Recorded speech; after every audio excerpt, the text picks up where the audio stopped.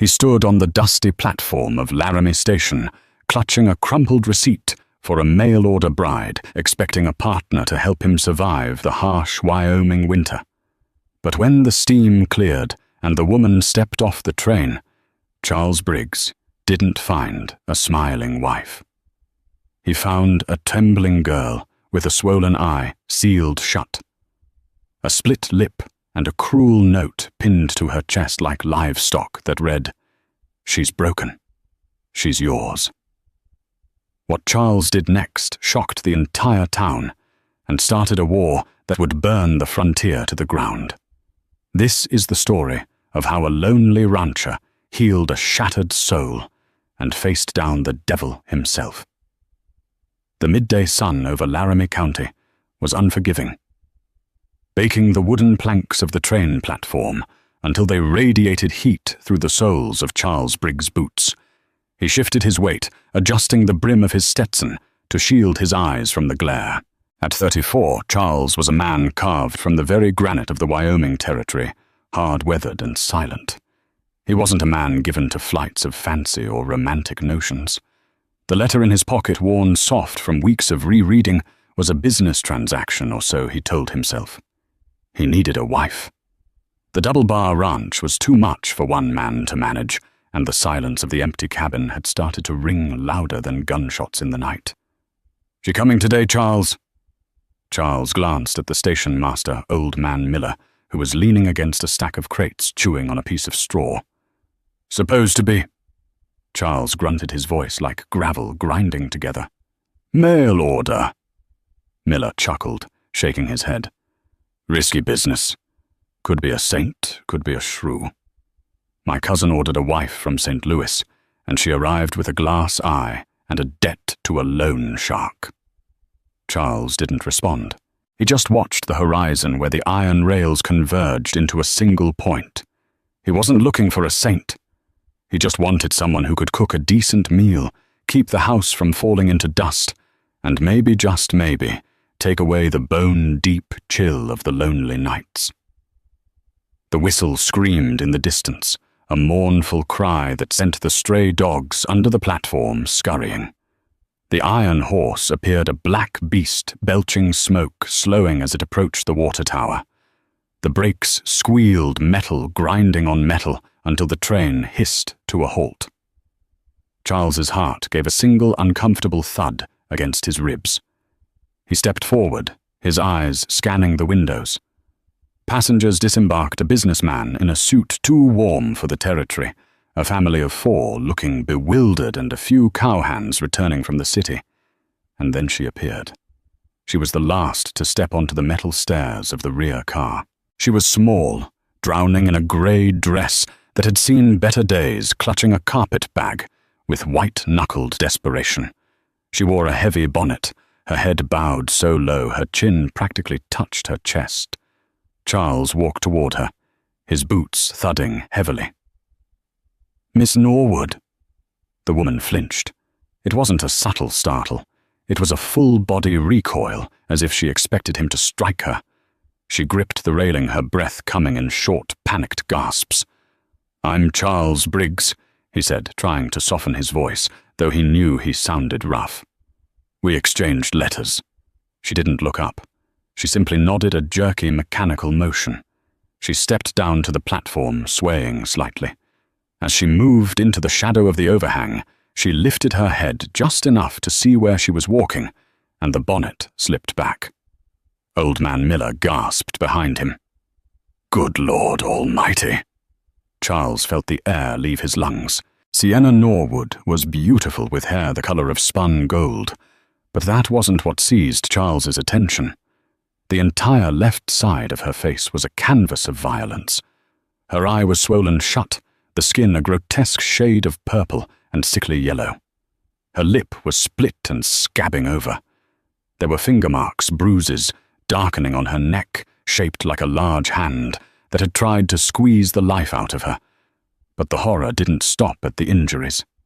Pinned to the rough wool of her coat right over her heart was a piece of parchment. It fluttered in the dry wind. Charles stepped closer, ignoring the way she shrank away from him. He reached out not to touch her, but to read the note. The handwriting was jagged angry. Damaged goods. She talks too much. She's learned her lesson. No refunds. Rage, hot and white, exploded in Charles's chest. It was a sensation he hadn't felt since the war. He looked from the note to the terrified woman. Her one good eye, a piercing cornflower blue, was wide with terror. Pleading with him not to hurt her. Pleading for him to just send her back or kill her and get it over with. The station was silent. People were staring. The shame radiating off her was palpable. She was shaking so hard her teeth chattered despite the heat. Charles ripped the note from her coat, crumpled it in his fist, and shoved it into his pocket. "Who did this?" he demanded, his voice low and dangerous. Sienna opened her mouth, but no sound came out. She touched her throat and shook her head, tears spilling over the swollen contours of her cheeks. "Doesn't matter," Charles said more to himself than her. He looked around the platform, daring anyone to make a comment. The Gawkers quickly turned away, intimidated by the look in the rancher's eyes. He turned back to her. He didn't smile. Smiling felt wrong in the face of such brutality, but he held out a large, calloused hand. "The wagon is this way," he said. "Give me your bag."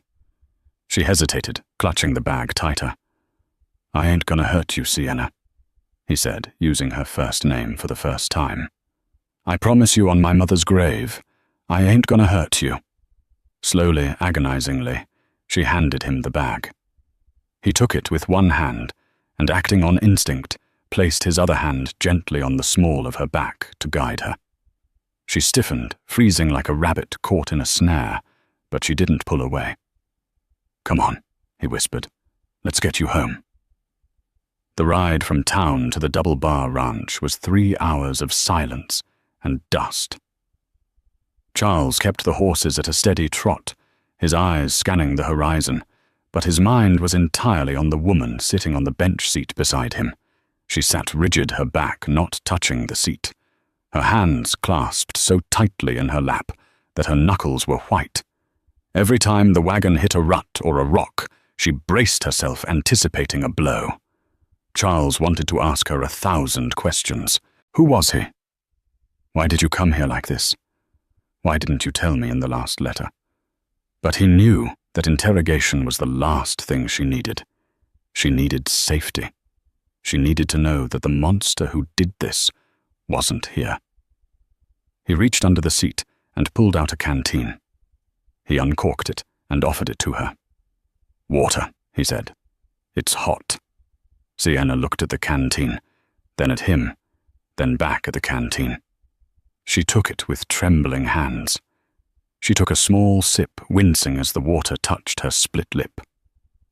"Take your time," Charles murmured, keeping his eyes on the horse's ears.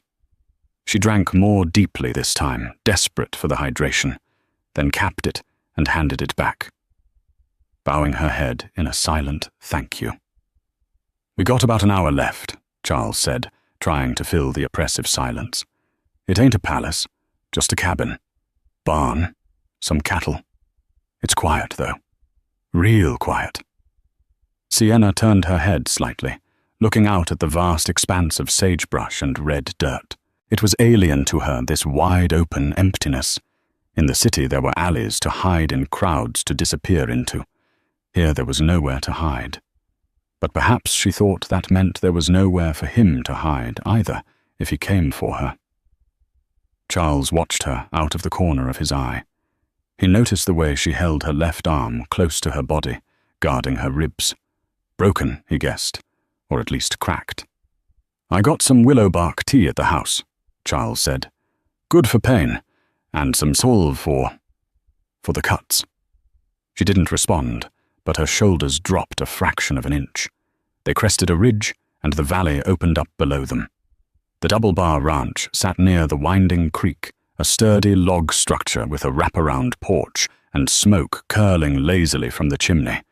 It looked peaceful. As they pulled up to the front hitching post, Charles hopped down. He walked around to her side and reached up. "It's a high step," he said. "Let me help." Sienna stared at his hands. They were large, rough hands, stained with work and earth, hands that could crush a throat or break a bone. But as he held them up, palms open, they looked waiting. She placed her hands in his. He gripped her firmly, taking her weight as she stepped down. As her feet touched the ground, her knees buckled. Whether from exhaustion, pain, or fear, her legs simply gave out. Charles caught her. He swept her up into his arms before she could hit the dirt. She gasped a sharp intake of breath and squeezed her eyes shut, waiting for the impact, waiting to be thrown. Instead, she felt herself being held close to a broad, warm chest. She smelled tobacco leather and pine soap. He didn't throw her. He held her as if she were made of glass. "I got you," he rumbled, his voice vibrating against her ear. "I got you, Sienna." He carried her up the steps, kicked the door open, and walked into the cool interior of the cabin. He bypassed the main room and went straight to the bedroom. His bedroom. He laid her down gently on the quilt. She scrambled backward, immediately, pushing herself into the corner of the bed frame, pulling her knees to her chest. Dadi was wild. Charles stepped back, raising his hands.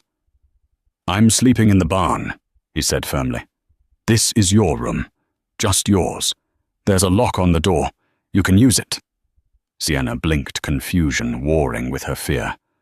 "I'll bring your bag in," Charles continued. "Then I'll start supper. You rest. No one comes in here unless you say so. You understand?" She stared at him, her chest heaving. Slowly, she nodded. Charles turned to leave, but stopped at the doorframe. He looked back at her, a small, broken figure in the corner of his large bed. "That note," he said, his voice dropping an octave. "It said you were alone. It said you were damaged." He met her gaze, his dark eyes fierce and unyielding. "You ain't alone now, Sienna, and everything that's broken can be mended. You're safe here." He closed the door, and for the first time in 3 weeks, Sienna Norwood let out a sob. For the first week, Sienna was a ghost in the house. She emerged only when necessary. She cooked meals while Charles was out tending the herd, leaving plates of stew or biscuits covered on the table, then retreating to her room before he returned. Charles respected the dance. He ate the food which was better than anything he'd cooked for himself in 10 years, and left his dirty dishes in the basin. He slept in the loft of the barn, waking before dawn and returning after sunset. He knew healing a horse took time. Healing a human took longer. On the 8th day, Charles came home early. A storm was brewing over the mountains, the sky turning a bruised purple that reminded him uncomfortably of Sienna's face. He walked into the kitchen, stomping the mud off his boots. He stopped. Sienna was standing by the stove, her back to him. She wasn't wearing the grey dress. She was wearing a simple calico frock he had purchased from the general store and left outside her door the day before. She turned, holding a heavy cast-iron skillet. When she saw him, the skillet slipped from her weak grip. Clang! It hit the floor with a deafening crash. Sienna dropped to her knees, scrambling to pick it up, murmuring silent apologies, flinching as she waited for the shouting to start. Clumsy, stupid, useless. The words echoed in her head, but they were in another man's voice. Charles didn't shout. He knelt down beside her. "Heavy pan," he said calmly. Sienna froze. She looked up. The swelling in her eye had gone down, though the skin was still a vivid green and yellow. Her lip was healing. I'm sorry," she whispered. Her voice was raspy from disuse, brittle and dry. It was the first time she had spoken to him since the train station. Charles picked up the skillet and set it on the stove. "Don't be. I've dropped that thing on my toe more times than I can count. Surprised I have any toes left." A tiny, almost imperceptible flicker of a smile crossed Sienna's face before vanishing. "You speak," Charles said softly. "Sometimes," she whispered, looking at her hands. "The note said you talked too much." Sienna's face darkened. She wrapped her arms around herself. "He didn't like it when I asked questions. He didn't like it when I found things." "Who is he, Sienna?" Charles asked. He stayed kneeling, keeping himself lower than her, so he wouldn't loom. "If he comes here, I need to know who I'm dealing with." Sienna looked toward the window, as if she could see all the way back to the city, back to the dark mahogany office and the smell of expensive brandy. "Archibald," she whispered the name, tasting like bile. "Judge Archibald Gentry." Charles went still. He knew the name. Everyone in the territory knew the name. Gentry wasn't just a judge. He was a political force, a man who owned half the mining interests in the state and had the other half in his pocket. He was a man who signed death warrants before breakfast. "He's a powerful man," Charles said carefully. "He's a monster," Sienna corrected her voice, gaining a fraction more strength. "I was his ward, then his fiancée. He kept me in the house, said the world was too dangerous. But I found his ledgers, Charles. I saw what he did to the miners, to the families who wouldn't sell their land." She looked at Charles, her eyes wide with terror. "I tried to go to the marshal. Gentry caught me. He did this." She gestured to her face. "He said if he killed me, people might ask questions. So he sent me away. He paid the agency to ship me off to the middle of nowhere. He thought the shame would kill me. Or the work." "He was wrong," Charles said. "He thinks I'm stupid." Sienna said, a tear tracking through the dust on her cheek. "He thinks I left the ledgers behind." Charles's eyes narrowed. "Did you?" Sienna reached into the bodice of her dress and pulled out a small, flat key on a leather string. "I hid them in a safety deposit box in Denver before I got on the train. I have the only key." Charles let out a low whistle. "Sienna, you aren't just a runaway bride. You're a walking death warrant." "I know," she sobbed. "I should go. I can't stay here. If he finds out, he'll burn this place down with you inside." Charles stood up then. He reached down and took her hand, pulling her gently to her feet. "Let him try." Charles said, his jaw set in a line of iron. "Let him try." "You don't understand," she pleaded. "He has men, hired guns. Sheriff Mercer in town. He's likely on Gentry's payroll, too." "I don't care about Mercer," Charles said. He walked over to the mantel above the fireplace and pulled down his Winchester repeater. He checked the action, the metallic clack-clack loud in the quiet room. "This is the double bar, my land. And you're my wife. Maybe not on paper yet, and maybe not in the way folks usually are, but you're under my roof." He turned to her, the rifle in his hand. "Gentry might be the law out there," Charles said, gesturing to the door. "But in here, I'm the law." 2 weeks of peace followed. It was a fragile peace like thin ice over a rushing river. Sienna began to work the garden. She learned to milk the cow. She even laughed once when Charles tried to chase a stubborn piglet out of the vegetable patch and ended up face first in the mud. But the fear never fully left her eyes. Every time a rider appeared on the ridge, she would bolt for the cellar. It was a Tuesday when the trouble arrived. Charles was fixing a fence line about a quarter-mile from the house. Sienna was hanging laundry on the line, the wind whipping the white sheets around her like ghosts. Charles saw the dust cloud first. 3 riders, moving fast, not neighbors coming for a chat. He dropped his hammer and mounted his horse, spurring it toward the house. "Sienna," he shouted, "get inside." She heard him and dropped the laundry basket. She didn't argue. She ran for the porch. By the time Charles reached the yard, the 3 riders had pulled up. They were hard men, wearing long dusters despite the heat. The leader had a scar running through his eyebrow and a silver tooth that glinted when he smirked. Afternoon. The leader set his hand resting casually on the butt of his pistol. Charles positioned his horse between the men and the porch where Sienna stood in the doorway, clutching the doorframe. "Can I help you?" Charles asked, his hand hovering near his hip. "Looking for a thief," the man said. "Little thing. Blonde. Likes to steal from important men. Heard she might have mailed herself out this way." "No thieves here," Charles said flatly. "Just me and my wife." The leader leaned forward in his saddle, peering past Charles. "That's so. She looks mighty familiar. Hey there, darling. Why don't you step out here and let us get a look at you?" "She stays where she is," Charles growled. "Get off my land." Now, Mr. Briggs," the man said, revealing he knew exactly who Charles was. "We have a warrant here from Laramie, signed by Judge Gentry. Says Sienna Norwood is wanted for grand larceny and attempted murder." "Attempted murder?" Charles laughed, a dry, humorless sound. "Look at her face. Looks like she was the one nearly murdered." "That was a result of her resisting arrest," the man sneered. "Now hand her over. The judge wants her back. He's very eager to rehabilitate her." "She ain't going nowhere," Charles said.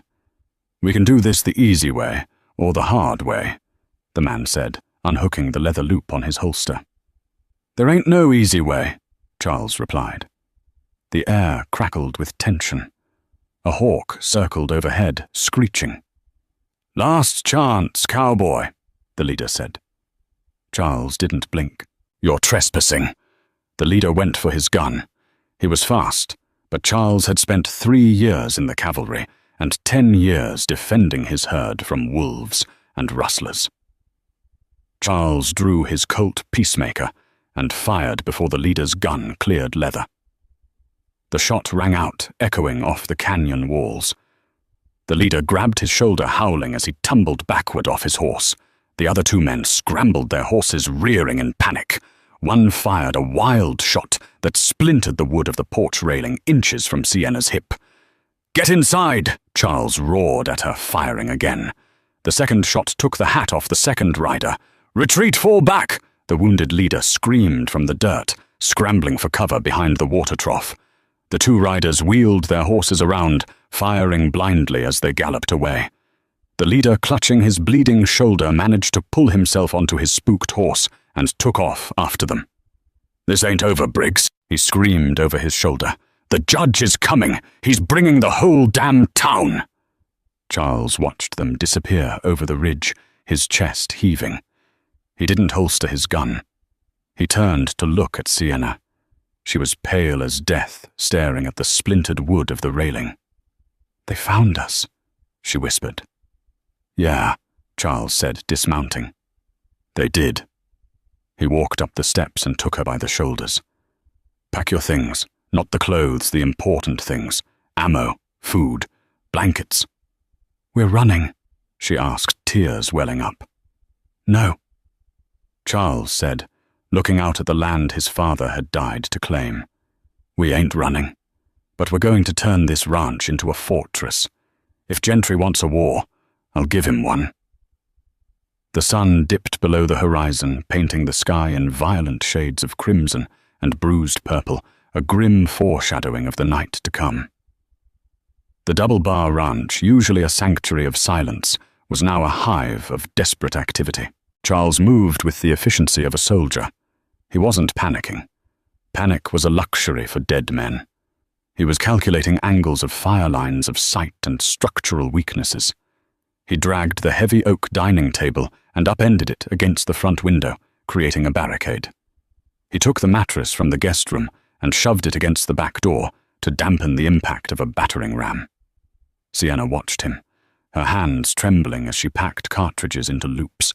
She had never held a bullet before, cold, heavy smelling of brass and potential death. "Charles," she said, her voice shaking, "there's too many of them. You saw them. If they come back with the sheriff, then we fight the sheriff," Charles said, not looking up from the Winchester 1873 he was oiling. "Mercer is a paid dog. He don't wear the badge for the law. He wears it for the power. A bullet stops him just the same as any rustler." He walked over to her, taking the rifle. He knelt down so he was eye level with her.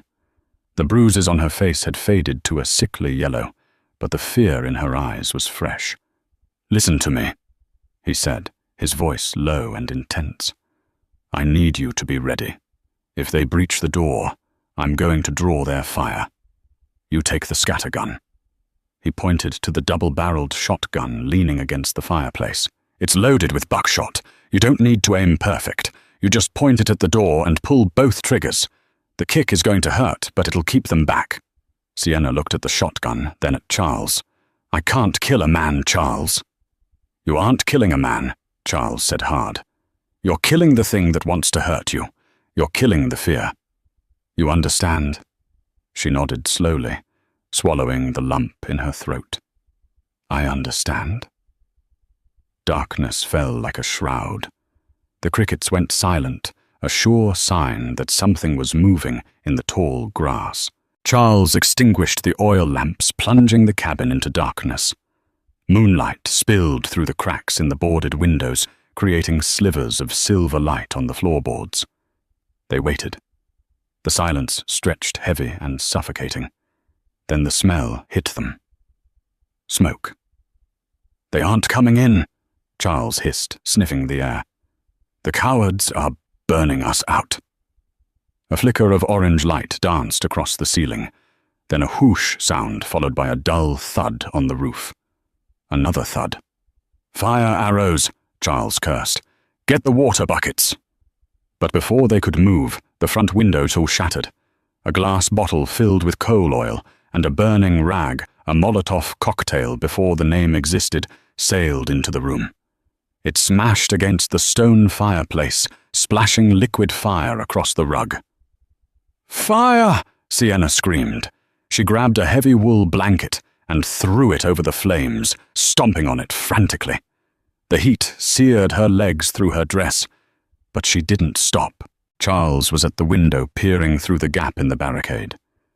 He saw shadows moving near the barn. He raised the Winchester, took a breath, and squeezed the trigger. Crack! A scream from the dark. One shadow dropped. "They're flanking!" Charles yelled. "Sienna, the back door! Watch the back door!" Sienna grabbed the heavy shotgun, her heart hammering against her ribs like a trapped bird. She backed up against the kitchen counter, aiming the heavy barrels at the rear entrance. Bullets began to tear through the wood of the cabin. Thwack, thwack, thwack. Splinters rained down like deadly confetti. A ceramic pitcher on the shelf exploded, showering Sienna with shards. She screamed, but held her ground. "Charles!" A voice boomed from outside. It wasn't the thug from earlier. It was a deeper, smoother voice, amplified by a megaphone. "This is Sheriff Mercer.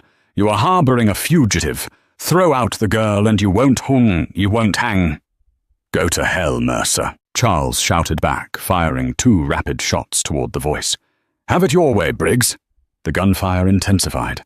The roof was crackling now, the dry shingles catching fire from the arrows. Smoke began to fill the upper corners of the room, acrid and choking. "We can't stay here," Charles coughed, his eyes streaming. "Roof's gonna come down in 10 minutes. "Where do we go?" Sienna cried, the shotgun shaking in her hands. "The root cellar," Charles said. "It's stone. It has a vent. If the house burns, the floor will collapse on top of it, but we'll be safe underneath." It was a desperate plan. A tomb plan. "Go," Charles ordered, providing covering fire. Sienna ran to the heavy trapdoor in the kitchen floor.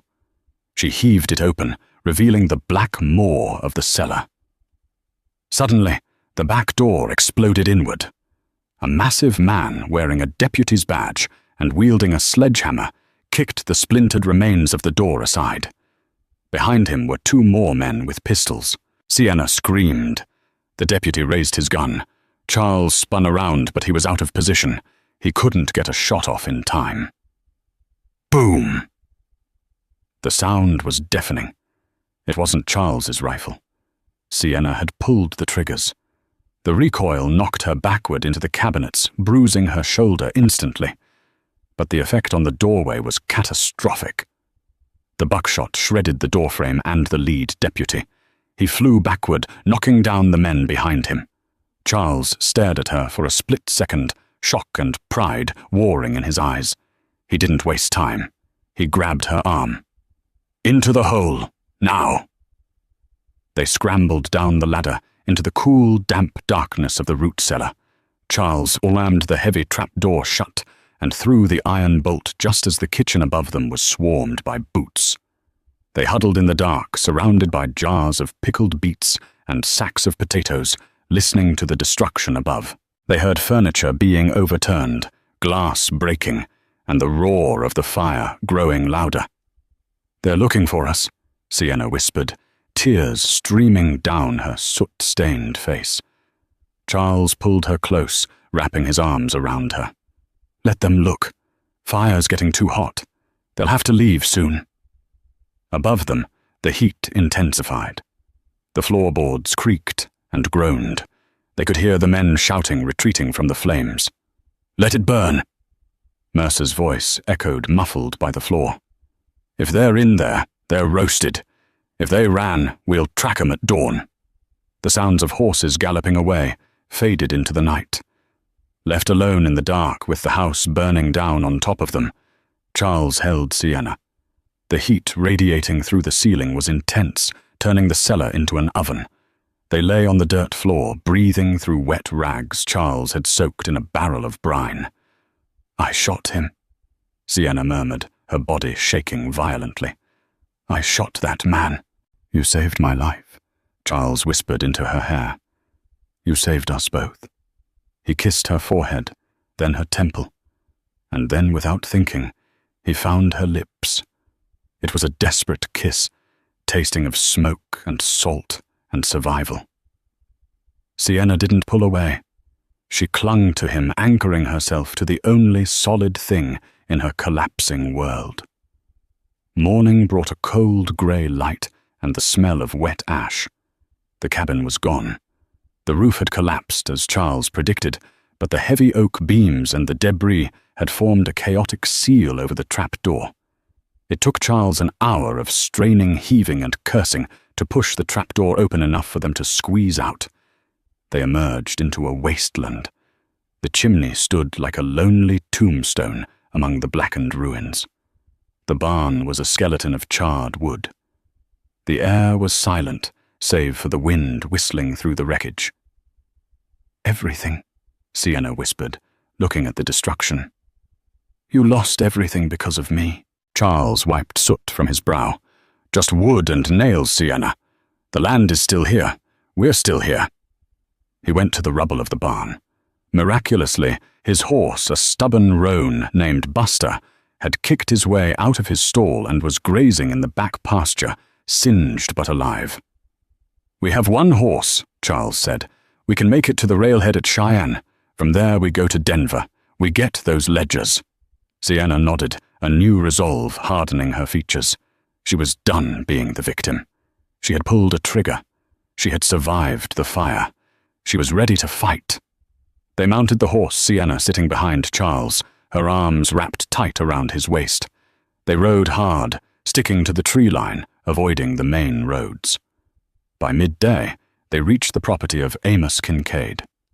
Amos was Charles's oldest friend in the territory. They had driven cattle together up from Texas in '78. Amos had a fortified ranch house, and more importantly, fresh horses and ammunition. "Amos," Charles called out as they rode into the yard. "It's Charles." The front door opened. Amos, a lanky man with a greying beard, stepped out.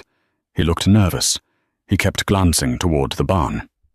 "Charles," Amos said, not coming down the steps. "Jesus, son, look at you. Heard about the fire." "Mercer burned me out," Charles said, sliding off the horse and helping Sienna down. "We need fresh mounts, Amos, and some supplies. We're heading to Denver." Amos looked at Sienna. He looked at her bruised face, then at Charles. He licked his lips. "Denver, huh? That's a long ride." "We can make it," Charles said, walking toward the water trough. "Just need a little help." "Charles," Amos said, his voice cracking. "I can't." Charles froze. He turned slowly. "What did you say?" "They threatened my girl," Amos said, tears welling in his eyes. "Gentry's men. They came by this morning. Said if I helped you, they'd take Sarah. They'd take my little girl." Charles's hand went to his gun, but it was too late. From the barn, the doors swung open. Sheriff Mercer stepped out, a shotgun leveled at Charles. 6 deputies emerged from the bunkhouse, rifles raised. "Don't reach for it, Briggs." Mercer smiled, his teeth yellow and crooked. "Amos did the right thing. A father protects his own." Sienna grabbed Charles's arm. "Don't," she whispered. "There's too many." Charles looked at Amos, who was weeping now, looking at the ground. The betrayal cut deeper than any bullet. Charles slowly raised his hands. "You're a son of a bitch, Mercer," Charles spat. "I'm a wealthy son of a bitch," Mercer corrected. He signaled his men. "Cuff him," and grab the girl. 2 deputies rushed forward. They slammed Charles into the dirt, wrenching his arms behind his back and snapping iron cuffs onto his wrists. Another grabbed Sienna, dragging her away from him. "Charles!" she screamed, reaching for him. "Don't you touch her!" Charles roared, struggling against the men holding him down. "If you hurt her, I'll kill you. I'll kill all of you." Mercer walked over to Sienna. He grabbed her chin, tilting her face up to inspect her. "Pretty thing," he sneered. "Or at least you were. The judge is very anxious to see you, my dear. He's been quite heartbroken over your departure. He's going to hang for what he's done." Sienna spat, showing a fire she didn't know she possessed. Mercer laughed. "Honey, the judge is the hangman." They threw Charles into the back of a prison wagon, a steel cage on wheels. They tied Sienna's hands and placed her in a separate carriage with velvet seats driven by one of Gentry's private guards. As the convoy started moving, rolling out of Amos's yard, Charles gripped the bars of his cage. He watched Amos standing on his porch head in his hands. Charles looked at the carriage ahead of him, where Sienna was trapped. He didn't feel fear anymore. He felt a cold, crystallized rage. They had made a mistake. They hadn't killed him. And as long as he was breathing, the war wasn't over. The journey back to town was a parade of shame. People stopped on the street to watch as the kidnapper, Charles Briggs, was wheeled in. Mercer had spun a good yarn that Charles was a deranged recluse who had abducted the poor, mentally unstable ward of the beloved Judge Gentry. They dragged Charles into the sheriff's office and threw him into the single holding cell. It was damp, smelling of urine and rust. "Trial is tomorrow," Mercer said, tossing the keys onto his desk. "Speedy justice.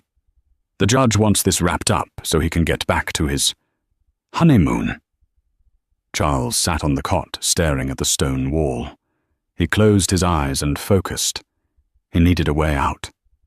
Psst! The sound came from the small barred window at the back of the cell which faced the alley. Charles stood up and moved silently to the window. He peered out into the twilight. A face looked back at him. It was a wrinkled, leather-skinned face, with deep lines and eyes like black obsidian. "Booker." Charles breathed. Booker was a tracker, half Apache, half Irish. He had served with Charles in the 4th Cavalry. He was the best man Charles had ever known, and the quietest. "Heard you got in some trouble, Lieutenant," Booker whispered. "Big fire. Bad smoke." "They have her, Booker," Charles said, gripping the bars. "Gentry has Sienna." "I know," Booker said. "I saw them take her to the Gentry mansion on the hill. Guards everywhere. Hard to get in." "I have to get out of here," Charles said. Booker grinned, revealing a missing front tooth. "That is why I am here. But not tonight. Too many eyes. Tomorrow when they move you to the courthouse. That is the moment." "I can't wait that long," Charles said. "You must," Booker said. "But listen. The girl. She is smart. She dropped something when they switched her from the wagon to the house. She dropped it in the mud for me to find." Booker held up a small, shiny object through the bars. It was the key to the safety deposit box in Denver. She kept it hidden, Charles realized. She knew. She wants you to go to Denver, Booker said. Get the papers. Bring the law down. Charles looked at the key, then at the direction of the mansion on the hill. If he went to Denver, it would take 3 days to get there and back. In 3 days, Sienna would be broken, or dead, or married to that monster. No, Charles said, his voice hard. Keep the key, Booker. If I die, you take it to the marshal in Denver, but I ain't leaving Laramie. What are you going to do? Booker asked. Charles looked at his hands, the hands that had built a ranch, the hands that had held Sienna while she cried. I'm going to court, Charles said, and I'm going to object. The Laramie County Courthouse was a stifling box of heat and judgment. It was packed to the rafters. Every rancher miner and shopkeeper in town had squeezed onto the wooden benches to witness the spectacle. Charles Briggs sat at the defendant's table, his wrists chafed raw by the iron cuffs. His jaw was set, his eyes fixed on the empty judge's bench. Sheriff Mercer stood behind him, a smug grin plastered on his face, tapping his shotgun against his boot. All rise, the bailiff bellowed. The Honorable Judge Archibald Gentry presiding. The door to the chambers opened, and Gentry swept in. He was a small man, impeccably dressed in a black silk robe that seemed to swallow the light. He had silver hair slicked back with oil, and eyes that were cold, dead sharks swimming in a sea of wrinkles. He sat down, arranged his papers, and looked over his spectacles at Charles. Mr. Briggs, Gentry said, his voice smooth and cultured, completely out of place in the rough frontier town. You are charged with kidnapping, arson, and resisting arrest. How do you plead? Charles stood up slowly. I plead that you're a liar and a thief, Gentry. Gasps rippled through the crowd. Mercer slammed the butt of his shotgun into Charles's kidney. Charles grunted, but didn't fall. Order! Gentry banged his gavel. Insolence will get you nowhere, sir. We are here to see justice done. Sheriff, bring in the witness. The side door opened, and Sienna was led in. Charles's heart broke. She was wearing a fine dress of emerald silk, too expensive, too tight. Her hair was pinned up in an elaborate style, but her eyes were vacant, glazed over. Gentry had drugged her, or threatened her, into a catatonic state. She didn't look at Charles. She took the stand, her hands folded in her lap. Miss Norwood, Gentry said, smiling like a benevolent uncle. Please tell the court, did this man, Charles Briggs, hold you against your will? The room went silent. A fly buzzed against the window pane. Sienna looked at Gentry. Then slowly she turned her head and looked at Charles. She saw the blood on his shirt. She saw the defiance in his eyes, and in that look, something sparked in the fog of her mind. You ain't alone now, Sienna. The words he had said to her echoed in her memory. Miss Norwood, Gentry pressed his voice, hardening slightly. It is a simple question. Sienna took a deep breath. She sat up straighter. No. Gentry froze. Excuse me. No. Sienna said, her voice ringing clear and bell-like in the silent room. He didn't kidnap me. He saved me. He saved me from you. The crowd erupted. Gentry slammed his gavel furiously. The witness is clearly confused. Trauma has addled her mind. I am not confused, Sienna shouted, standing up. She pointed a shaking finger at the judge. You killed my father for his mining deeds. You forged the transfer papers, and when I found the proof, you beat me and sold me like cattle. Remove her! Gentry screamed, his face turning a dangerous shade of red. Sheriff, remove the prisoner and the witness. I find the defendant guilty. Sentence is death by hanging, immediately. Not today, Judge. The shout came from the back of the room. The double doors swung open with a crash. Standing there wasn't Booker. It was Amos Kincaid, and he wasn't alone. Behind him were 20 men ranchers, hands even the blacksmith. They were armed. "Amos," Mercer sneered, raising his shotgun. "You traitorous old fool. You want to die with him." "I made a mistake, Mercer," Amos yelled, tears streaming down his face, but his rifle held steady. "I let you scare me, but I ain't letting a good man hang because I'm a coward. Boys, take 'em." Chaos exploded. The courtroom turned into a war zone. Amos's men rushed the deputies. Fists flew. Chairs were shuffled. It wasn't a firefight too crowded for guns. It was a brawl. In the confusion, Booker appeared from nowhere. He had been hiding in the gallery. He dropped down behind the bailiff, choked him out in seconds, and snatched the keys to Charles's cuffs. "Told you to wait." Booker grinned, unlocking the irons. Charles shook the cuffs off and roared. He didn't run for the door. He ran for the bench. Gentry saw him coming. The judge scrambled backward, tripping over his robe, pulling a small Derringer pistol from his sleeve. "Stay back!" Gentry shrieked. He fired. The bullet grazed Charles's ear, stinging like a hornet, but Charles didn't stop. He vaulted over the heavy oak desk and tackled the judge. They crashed into the leather chair, toppling backward onto the floor. Gentry fought dirty, clawing at Charles's eyes, but Charles was a man who wrestled steers. He grabbed Gentry's wrist and slammed it against the floorboards until the gun skittered away. Charles hauled Gentry up by the collar of his silk robe and dragged him up to the desk top, slamming him down so the whole room could see. "Tell them," Charles roared. "Tell them about the ledgers. Never." Gentry spat blood. "I am the law." "Charles, look out!" Sienna screamed. Charles spun around. Sheriff Mercer had broken free from the brawl.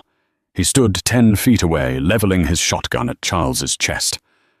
"Game over, cowboy," Mercer snarled. His finger tightened on the trigger. Bang! The shot was deafening. But Charles didn't fall. Sheriff Mercer looked down, a look of profound confusion on his face. A bloom of red was spreading across the center of his chest. He crumpled to the floor, dead before he hit the wood. Charles looked past the falling sheriff. Sienna stood there. She held the bailiff's revolver in both hands. Smoke curled from the barrel. She wasn't shaking. Her eyes were dry and fierce. She had done what she had to do. She had killed the fear. The room went deadly silent. The brawl stopped. Everyone looked at the dead sheriff, then at the judge held in Charles's grip. "It's over, Gentry." Charles set his voice low. Booker stepped forward, holding a thick leather satchel he had retrieved from Gentry's private chambers during the chaos. He held it up. "The ledgers," Booker announced. "Right here in his desk. Lists of bribes, murders, land thefts." The townspeople murmured their anger, turning from the brawl toward the man in the black robe. Gentry looked at the crowd, the people he had ruled over, with fear for a decade. He saw no mercy in their eyes. He slumped in Charles's grip, a broken man. 3 months later. The first snow of winter was dusting the peaks of the Laramie Mountains. The air was crisp and clean. On the site of the old double-bar ranch, the sounds of hammers and saws filled the air. It was a barn raising. Amos Kincaid was there, working harder than anyone trying to pay off a debt of conscience that Charles had already forgiven. The whole town had come out to help rebuild what the fire had taken. Charles stood on the porch of the new cabin, bigger this time, with sturdy stone walls and windows that faced the sunset. Sienna walked out to join him. She wore a simple wool dress and her face was healed. There was a tiny faint scar near her eyebrow, a permanent reminder of the past. But she didn't hide it. She wore it like a medal. She handed Charles a mug of coffee. "Federal Marshal left this morning," Sienna said. "He said Gentry's trial in Denver is set for spring. He's going to hang Charles." "Good," Charles said. He took a sip of the coffee, looking out at the valley. "But I don't care much about Gentry anymore. I care about this." He gestured to the land, the half-finished barn, the people working. We have a lot of work to do, Sienna said, leaning her head on his shoulder. Winter is coming. We need to get the roof finished. We will, Charles said. He turned to her, wrapping his arm around her waist. He reached into his pocket and pulled out a piece of paper. It was the crumpled, stained note he had taken off her coat at the train station so many months ago. Damaged goods. She talks too much. She's learned her lesson. No refunds. Sienna looked at it, her breath hitching. Charles walked over to the fireplace where a cheerful fire was crackling. He tossed the paper into the flames. They watched together as the cruel words curled, blackened, and turned to ash floating up the chimney and disappearing into the wide Wyoming sky. No refunds, Charles whispered, pulling her close. I wouldn't take $1 million for you, Sienna Briggs. Sienna smiled, a true, radiant smile that reached her eyes. And I, she whispered, kissing him, am finally home. Charles and Sienna's journey proves that even the most broken things can be mended with patience, courage, and love. They faced corruption, fire, and betrayal. But they refused to be victims. In the Wild West, where law was often just a suggestion, they forged their own justice and built a sanctuary not just from wood and stone, but from trust. If you enjoyed this story of justice and romance on the frontier, please hit the like button. It helps us bring more stories to life. Don't forget to share this video with someone who needs a reminder that they aren't alone, and subscribe to our channel for more dramatic tales from the Wild West. What would you have done in Amos's shoes? Let us know in the comments below.